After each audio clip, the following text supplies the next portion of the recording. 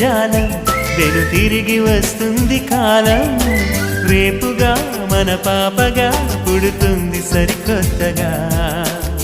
నీవు నాకు తోడుగా నేను నీకు నీడగా ప్రతి రేయి తీయగా పిలుస్తోంది హాయిగా ఇలా ఉండిపోతే చాలుగా